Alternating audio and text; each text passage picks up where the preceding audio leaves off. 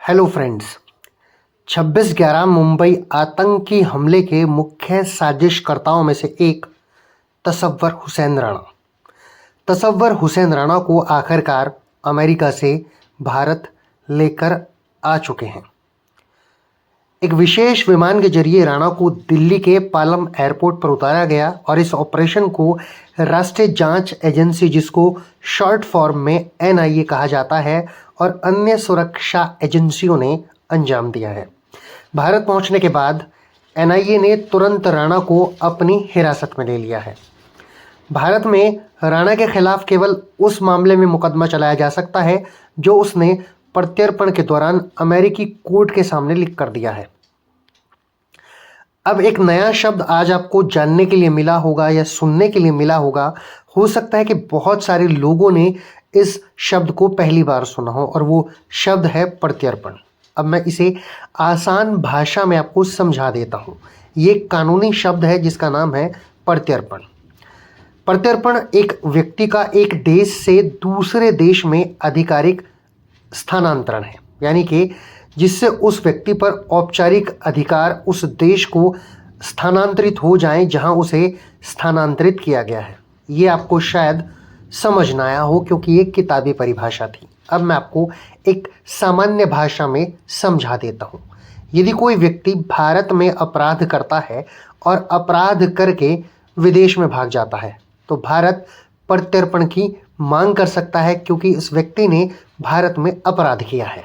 इसे आप आसान भाषा में ऐसे समझ सकते हैं। जिस व्यक्ति को स्थानांतरित किया जाता है वह या तो किसी अपराध का आरोपी होता है या उस देश का कोई दोषी अपराधी होता है। यानी इस लाइन से आपको ये भी समझ आ सकता है कि यदि भारत में कोई दोष करके बाहर भाग जाता है तो उसके प्रत्यर्पण की मांग भी दूसरे देश से की जा सकती है। चलिए अब आगे थोड़ा और समझ लेते हैं। जिस अपराध के लिए व्यक्ति को स्थानांतरित किया जा रहा है वह उस देश के कानून के अंतर्गत भी अपराध होना चाहिए जो व्यक्ति को स्थानांतरित कर रहा है। यानी कि अमेरिका से स्थानांतरण हुआ है, भारत ने स्थानांतरण कराया है, प्रत्यर्पण कराया है, भारत ने मांग की थी भारत में प्रत्यापित करने के लिए। तो जो अपराध 26/11 का मुंबई हमले का इस व्यक्ति ने भारत में किया है वो अमेरिका में भी एक दंडनीय अपराध है। यानी दंडनीय अपराध होने के कारण ही उसे प्रत्यर्पित किया गया है। अब जो प्रत्यर्पण अधिनियम है, जो प्रत्यर्पण अधिनियम है 1962 का, उसमें भारत के भगोड़े अपराधियों के प्रत्यर्पण से संबंधित कानून को नियंत्रित करना इसका उद्देश्य है। भारत ने ब्रिटेन, अमेरिका, बांग्लादेश जैसे कुछ देशों के साथ अपनी प्रत्यर्पण संधियां पहले से की हुई हैं। अब जब प्रत्यर्पण हुआ है, प्रत्यर्पण होने के बाद जो 26/11 मुंबई आतंकी हमले का मुख्य आरोपी या साजिशकर्ता आप कह सकते हैं तसव्वुर हुसैन राणा को, उसको भारत में प्रत्यर्पित करने के बाद अमेरिका ने कुछ शर्तें भी रखी हैं, या आप ऐसा कह सकते हैं कुछ शर्तें भारतीय जो दूतावास है या भारतीय जो लोग हैं उनको, या भारतीय जो सरकार है उनके सामने उन शर्तों को भी समझ लेना, पढ़ लेना ज़्यादा ज़रूरी है, ताकि आम आदमी भी इसको समझ पाए कि क्या क्या शर्तें अमेरिकी गवर्नमेंट ने भारत की गवर्नमेंट के सामने रखी है। उन शर्तों को भी मैं बता देता हूँ। अमेरिका से भारत लाए जाने के बाद 1997 के जो भारत अमेरिका प्रत्यर्पण संधि है उसके तहत भारत सरकार को कुछ नियमों और शर्तों का पालन करना होगा। यानी भारतीय सरकार कुछ नियम और शर्तों से बंधी हुई है। यह संधि न केवल दोनों देशों के बीच कानूनी सहयोग का एक प्रतीक माना जाता है, बल्कि यह भी तय करता है कि जिस भी व्यक्ति या अभियोगी का, यानी अपराध करने वाले का प्रत्यर्पण किया जा रहा हो उसके अधिकारों का भी सम्मान हो। अब इस मामले में देखना ज़रूरी ये हो जाता है कि इस प्रत्यर्पण के बाद अब भारत के सामने क्या क्या मुश्किलें हैं और क्या क्या जिम्मेदारियां हैं, क्या क्या उनकी ड्यूटी हैं। चलिए सबसे पहले जानते हैं कि तसव्वुर राणा के प्रत्यर्पण में क्या क्या शर्तें रखी गई हैं। जिस अपराध के लिए प्रत्यर्पण, सिर्फ उसी पर चलेगा मुकदमा। पहली शर्त ये है और सबसे महत्वपूर्ण शर्त भी यही है, इसे विशेषता का नियम कहते हैं। इसके तहत तसव्वुर राणा को भारत में केवल उसी अपराध के लिए हिरासत में लिया जा सकता है जिसका मुकदमा चलाया जा सकता है, या दंडित किया जा सकता है जिसके लिए उनका प्रत्यर्पण हुआ है। यानी सिर्फ उसी अपराध का मुकदमा चलेगा, उसी अपराध के लिए दंडित किया जाएगा जिसके लिए भारत में अमेरिका से प्रत्यर्पण किया गया है।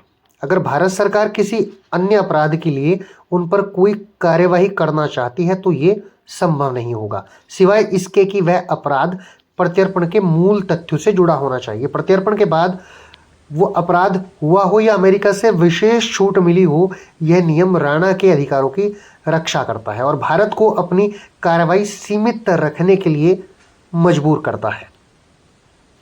दूसरी शर्त है कि भारत किसी अन्य देश को राणा को नहीं सौंप सकता।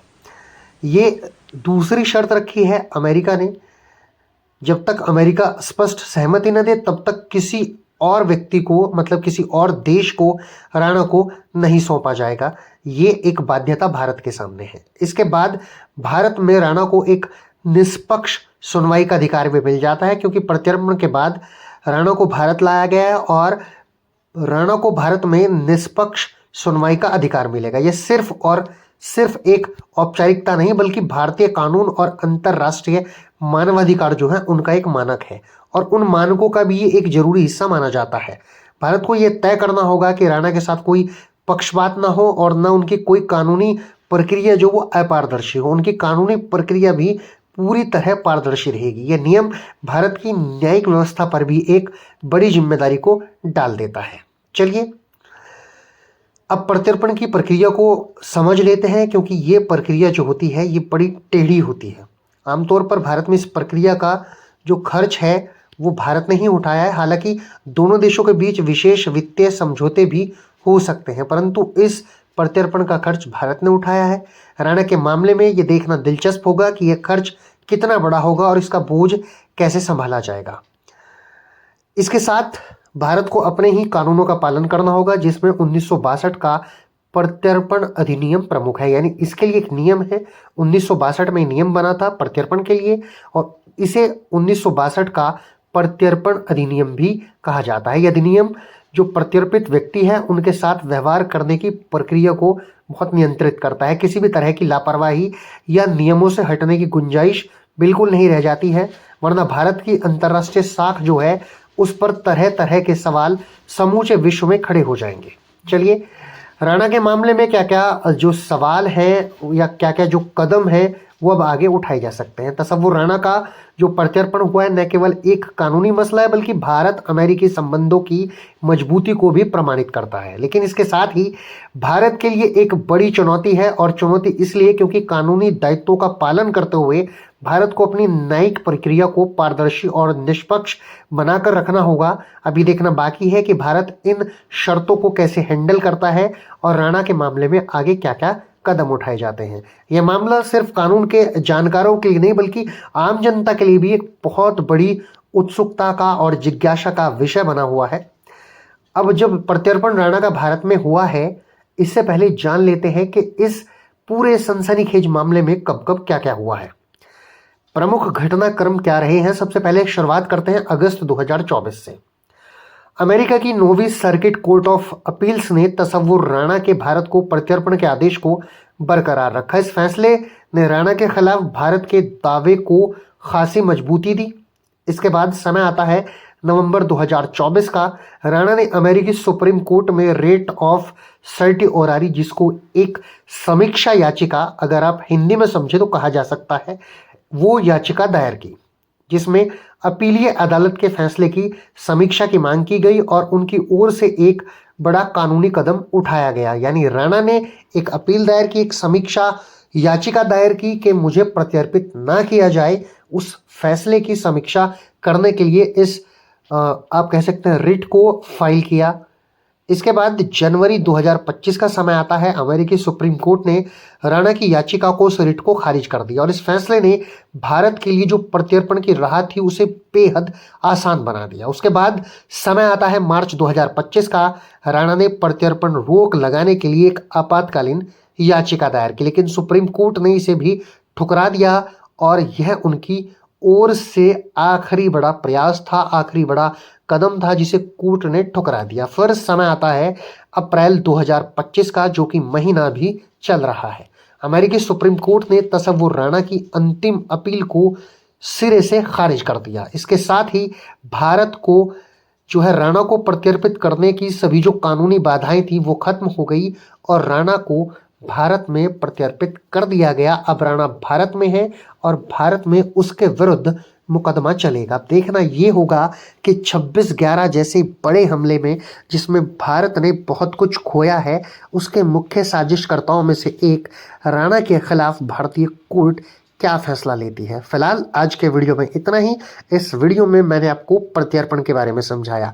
आशा करता हूं कि आप समझ गए होंगे और यदि ये वीडियो आपको पसंद आता है तो इस वीडियो को लाइक कीजिएगा, शेयर कीजिएगा और यदि आप हमारे चैनल पर नए हैं तो हमारे चैनल को सब्सक्राइब जरूर कर लीजिएगा। मैं जल्द एक अच्छी वीडियो के साथ फिर से लौटूंगा। तब तक मैं आपसे विदा लेता हूं। नमस्कार।